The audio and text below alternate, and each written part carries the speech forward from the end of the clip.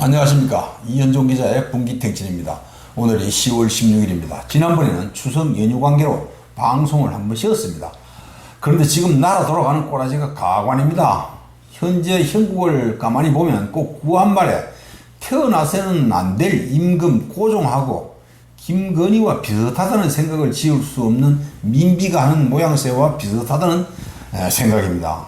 그 이 병신 수준인 고종은 나라에 망하든지 말든지 국민이 굶어 죽고 있는데도 눈 하나 깜짝하지 않고 외척인 민가들의 세력 확대와 왕권 강화에만 모든 노력을 기울였습니다. 그래서 나라를 결국 망하게 만들고 말았다는 사실은 모든 세계인이 다 알고 있습니다. 역사는 되풀이된다고 하는데 지금이 그런 모양새와 비슷하다는 생각을 지울 수 없습니다. 지금 이재명이가 그렇게 기대했던 경주 에이펙이 어디로 갈지 모르게 됐습니다. 불과 며칠 있으면 그 정상회의가 열리는데 중공의 독재자 석건팽이가 오는지 안 오는지 트럼프가 과연 몇 시간이나 체류하는지조차 아직 결정되지 않았습니다. 자칫 이 에이펙 때문에 개망신만 당하고 하는 것보다 못한 그런 정상회담이 될 수도, 정상회의가 될 수도 있습니다. 참나, 이거 나라 돌아가는 거라, 이게 참 우리나라의 현실입니다. 이게 외환 아니면 뭡니까? 여기다가 아무리 봐도 또라이 이상도 이하도 아닌 것 같은 트럼프는 중공을 때려잡겠다고 시작한 관세전쟁이 중공은 못 잡고 꼼짝도 못하고 오히려 만만한 우리나라하고 일본 같은 우방국들에게 배신감만 안겨주고 있습니다. 그러나 우리는 그 또라이한테도 꼼짝 못하고 당하게 돼 있으니 참 답답한 노릇입니다. 오늘은 우리 국민이 왜 저 세계 최빈국인 후진 캄보디아에 납치 감금돼서 사망까지 하는 일이 발생하는지와 양평군 정명장 자살 사건이 미치는 영향, 배낙호 시장이 선거법 위반으로 기소됐는데 그게 얼마나 문제가 있는지 여부를 살펴보는 투데이 김천을 보내드리겠습니다. 먼저 우리가 상식적으로 생각해도 도저히 일어날 것 같지 않은 캄보디아 사태입니다. 가까이에 있는 예천군에 거주하는 청년이 납치돼서 고문으로 사망한 데 이어서 상주에 사는 모 청년도 지금 납치돼가지고 생사도 알 수 없는 상태입니다. 많은 국민이 앙코르와트라는 불가사의를 보기 위해서 캄보디아를 방문했고 지금도 세계에서 이곳을 가장 많이 찾는 그 국민도 한국인입니다. 그런데 대부분은 알겠지만 그 나라는 우리가 생각하건대 이건 정상적인 나라가 아닙니다. 온통 거짓투성이요, 아직도 굶어 죽는 사람이 있는 그런 곳입니다.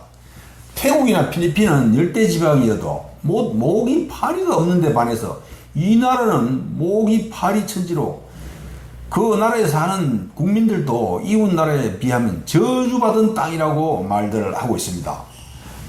관광지를 가면 4살밖에 안 돼 보이는 아이들이 천원 하면서 한국인들을 따라다니고 있습니다. 이게 거지 아니면 뭡니까? 킬링필드 악몽에서 아직도 깨어나지 못한 희망이 없는 나라인데다가 지금도 공산당 일당 독재에서 훈센이라는 1인 독재자가 무려 38년이나 틈철군 통치한 것도 모자라서 작년엔가는 그걸 또 김일성이처럼 아들에게 그 지위를 그대로 물려주는 한심한 나라입니다.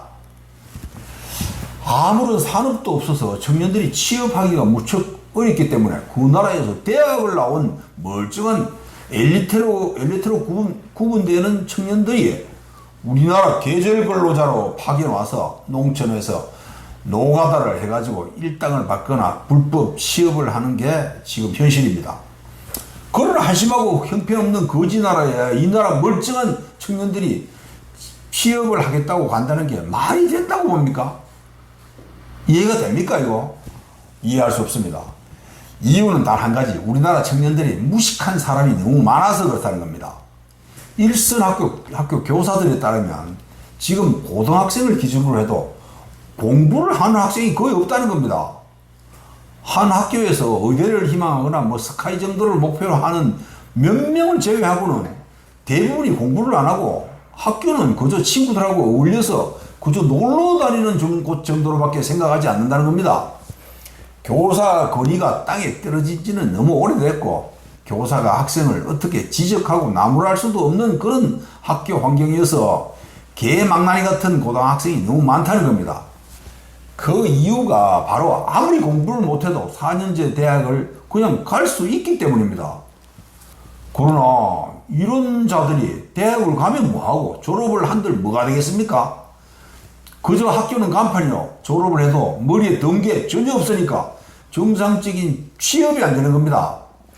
그러니 부모 속이나 썩이면서 캥거루족이 되거나 할 일 없는 동네 불량배가 되는 겁니다. 이 상황에서 주변에 자신과 비슷한 빈대가리만 가진 자들이 접근해서 캄보디아에 취업하면 월 1,000만 원 이상 주고 숙식도 제공한다고 그러니까 그냥 혹 하는 겁니다. 앞뒤 안 가리고 나한테도 이런 행운이 왔다면서 횡재의 꿈을 안고 섭을 지고 불길에 뛰어드는 겁니다. 그러나 반대로 생각해 봅시다. 정상적으로 공부를 하는 어느 정도의 기본 실력만 갖춘 사람이라면 이런 이상한 제안을 과연 받아들이겠습니까? 그 나라에서 대학을 졸업한 자들이 우리나라 농촌에 돈 벌러 와서는 힘든 육체노동으로 일당 10만 원을 받고 있는 현실에서 정신이 있는 사람이라면 그걸 받아들일 수 있겠습니까? 생각을 조금이라도 하는 사람이라면 통하지 않습니다.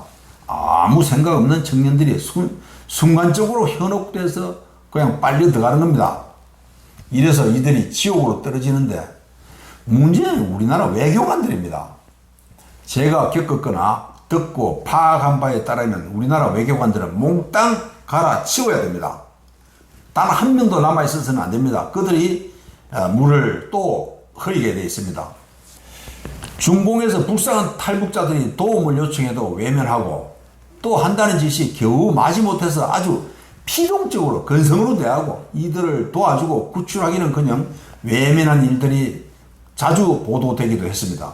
이런 일이 일어나서 문제가 되면 다른 부서는 거의 개선이 되는데 이 외교부 쪽은 임시방편으로 뭘 하는 척 하다가 며칠이 지나면 또 그만입니다. 그 외교관들의 권위적인 행세는 역겹습니다. 이번에도 캄보디아에서 겨우 탈출한 국민이 대사관에 도움을 요청하니까 귀찮다는 듯이 내일 오라고 하거나 납치된 장소 사진을 치고 오라는 등의 그 말도 안 되는 대응이 다반사로 일어났다는 게 드러났습니다.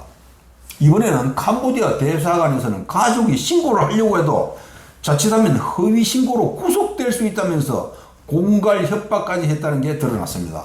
이런 놈들 당장 색출해서 구속시켜야 합니다. 이들의 이런 권위적이고 귀찮다는 대응은 앞으로도 계속돼서 재외 국민의 안전을 최우선으로 돌보는 게 가장 큰 임무인 이들 외교관들의 더러운 행태는 계속될 겁니다.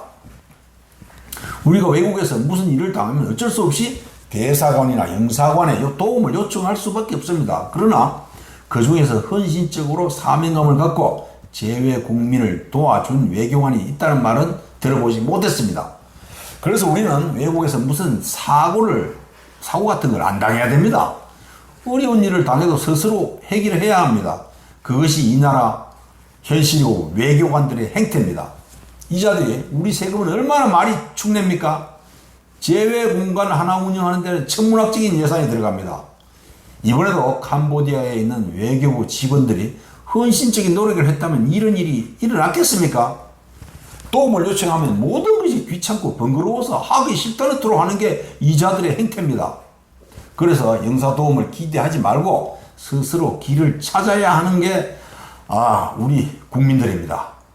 외국에 있는 대사관이나 영사관에 있는 말단 기능직 공무원도 외교관 면책 특권이 있습니다. 이 자들은 자신이 근무하는 나라에서는 현행범이 아니면 체포되지도 않습니다.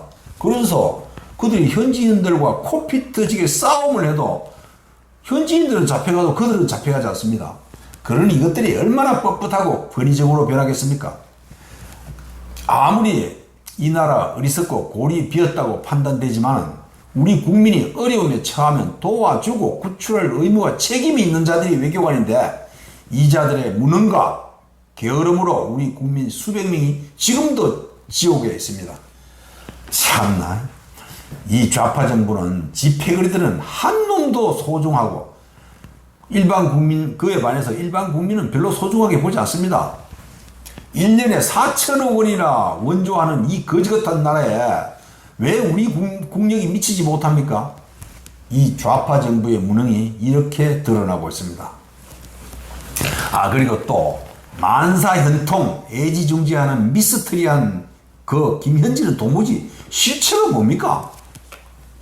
온 국민이 궁금해하고 있습니다. 지방직 구급 공무원을 한 명 임용하는데도 온갖 복잡한 신원 조회를 거쳐서 신분을 확실하게 확인하고 공무원 임용에 결격 사유가 없는 인물인지 검토합니다. 그래서 모든 공무원은 인적사항이 모두 드러나게 되어 있습니다.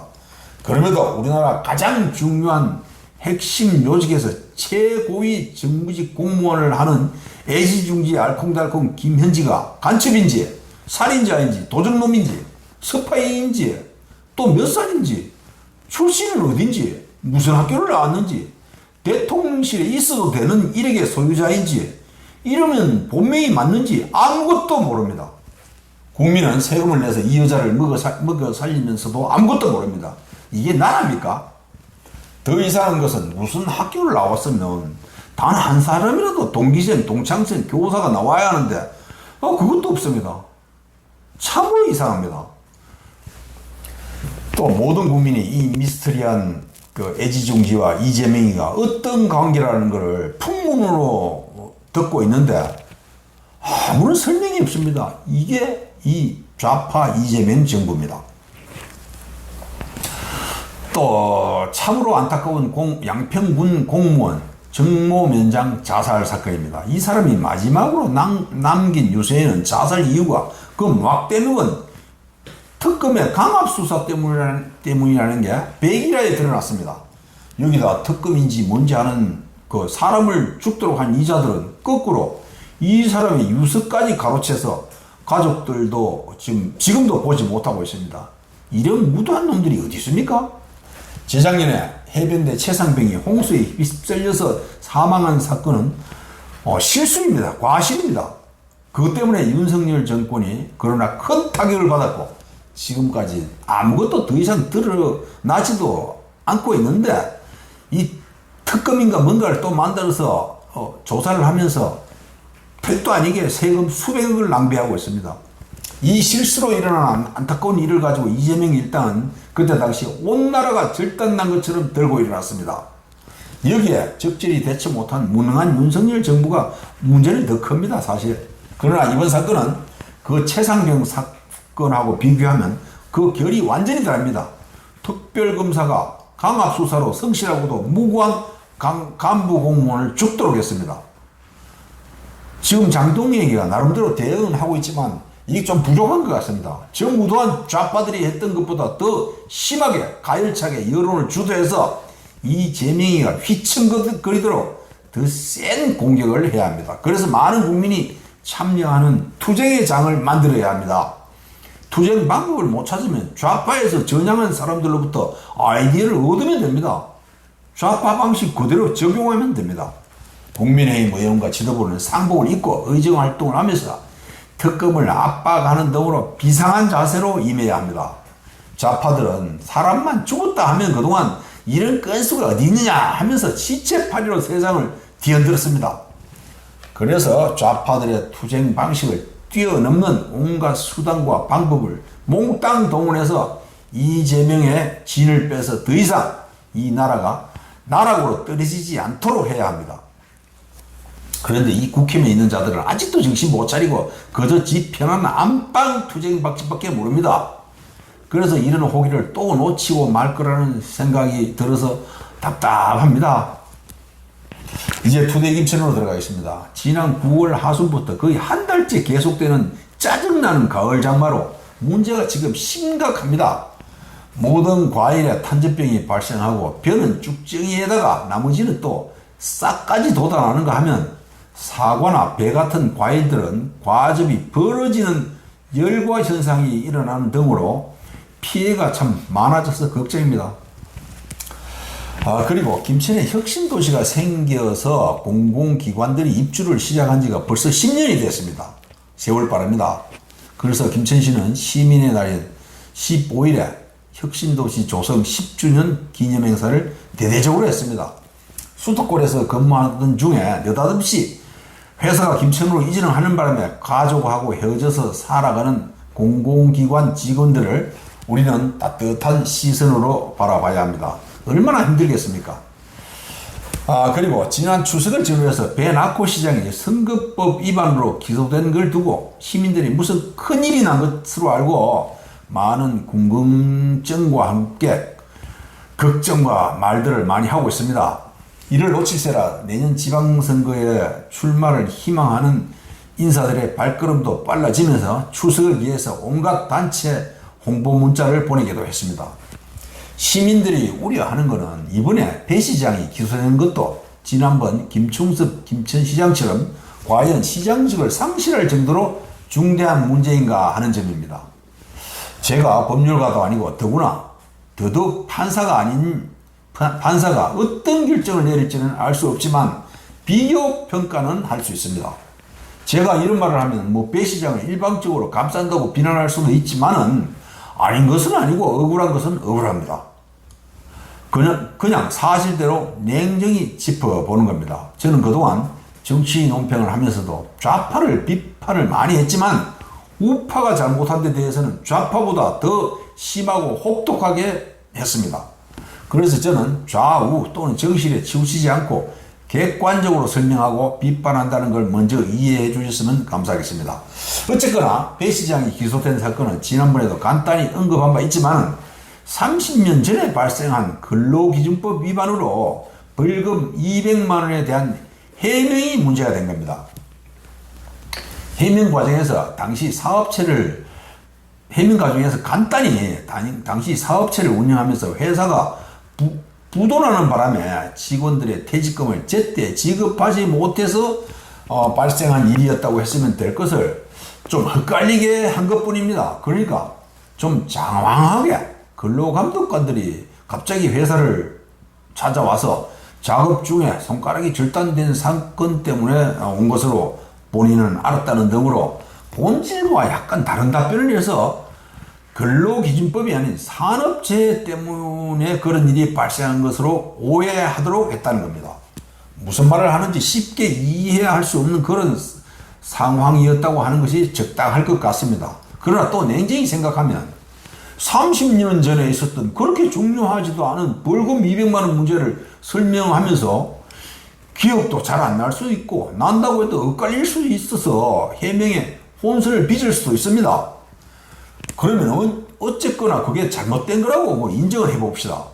선거법에서는 문제가 된 행위가 선거에 얼마나 영향을 미쳤는지 여부가 가장 큰 관심사고 쟁점입니다. 지난 4월 2일에 실시한 선거에서 배낙호는 51%를 획득했고 상대인 이창재는 26%를 얻었습니다. 따블스코합니다. 그래서 배낙호의 잘못된 해명으로 인해 보통 사람들은 득표에 전혀 영향을 미치지 못했다고 생각하지만은 설사 그게 영향을 미쳤다고 하더라도 미미할 수밖에 없는 현실입니다. 그러니까 영향을 미쳤다고 해도 득표 차이로 봐서는 당락에는 전혀 상관이 없었다고 짐작할 수 있습니다. 이렇게 본다면 아무리 영향을 미쳤다고 하더라도 상대 후보와의 2배 가까운 표 차이를 감안하면 아무것도 아니라고 밖에 볼 수 없습니다. 많은 시민은 이재명이는 고의적인 거짓말을 하고도 살아남았고 또 온갖 죄를 저질러도 대통령까지 됐는데 그런 사소한 문제로 기소를 한다는 건 말이 안 된다고 항변합니다. 경찰과 검찰은 김천시하고 무슨 원한이 있어서 거의 고의적이라고 생각할 수밖에 없을 만큼 이렇게 김천시를 괴롭혀서 지역을 퇴보시키려고 하는지 모르겠다는 그런 시민 여론이 많습니다. 그게 틀린 말도 아니라는 생각을 많은 시민이 할 수밖에 없는 게 작금의 현실입니다. 물론 검찰, 경찰은 당연히 법률에 따라서 공정하게 처리했다고 할 겁니다. 그러나 시민들은 이건 검찰의 공소권 남용이라는 생각을 떨치지 못하고 있습니다. 심지어는 곧 없어질 검찰이 뭐 화풀이 하는 거냐? 아니면 이재명 정권에 잘 보이려고 야당 단체장만 때려잡는 거냐 하는 말까지 하고 있습니다. 이건 좀 뭐 억측이라고 생각합니다만 그런 말도 있습니다. 저는 그래서 시민들의 생각은 생각이고 이 배 시장 문제는 얼마든지 대항할 여지가 있어서 변호사가 대응할 수 있는 공간이 크다고 봅니다. 이런 정도로 시장 지익이 날아간다고 보기는 어렵습니다. 소극적인 거짓말은 죄가 안 된다는데 안 된다는 게 대부분 근순일 일당에 팔려도 있는데 이런 소극적인 거짓말 수준은 아니고 30년 전 사건에 대한 해명이 혼선을 빚은 것뿐입니다. 그래서 저는 관심을 갖는 시민들에게 걱정할 것 없으니 안심하고 다른 생각할 것 없다고 말하고 싶습니다. 그러나 시장이 재판에 휘말린다는 것 자체가 지난번 시장이 2년 동안 재판받느라고 할 일을 제대로 못해서 일이 산적한 상황에서 또 이 문제가 지역 발전에 지장을 초래하지 않을까 하는 걱정입니다. 이제 지역 단신을 잠깐 말씀드리겠습니다. 김천시는 농민들에게 내년도 농작물 재보험 가입을 권장하고 있습니다. 면농사무소나 지역 농협에 가서 가입하면 되는데 보험 가액의 10%만 내면 됩니다. 나머지는 김천시가 부담해 줍니다. 또 농촌 일손 부족을 해결하기 위해서 적용하는 외국인 계절 근로자가 필요한 농민들은 10월 27일까지 필요 인원을 신청해야 합니다. 지금 우리 농촌 현실은 외국인이 없으면 농사조차 지을 수 없는 환경이 되고 말았습니다. 그리고 부곡동에 있는 영구 임대주택에 입주 자격을 가진 시민들에게 입주자를 모집하는데 90세대에 달합니다. 이 영구 임대 아파트는 보증금도 아주 싸고 월 임대료도 관리비 정도에 지나지 않습니다. 주거가 불안정한 사회 저소득층에게 김천시는 심사를 통해서 입주 자격을 줍니다. 10월 28일부터 11월 5일까지 읍면동 사무소에서 접수합니다.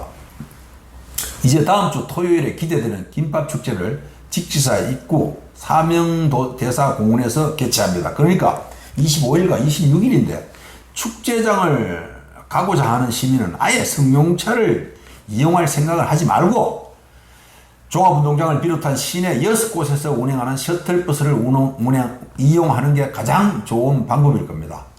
그것만이 가장 빠른 길이고 참가자 모두를 위한 방법입니다.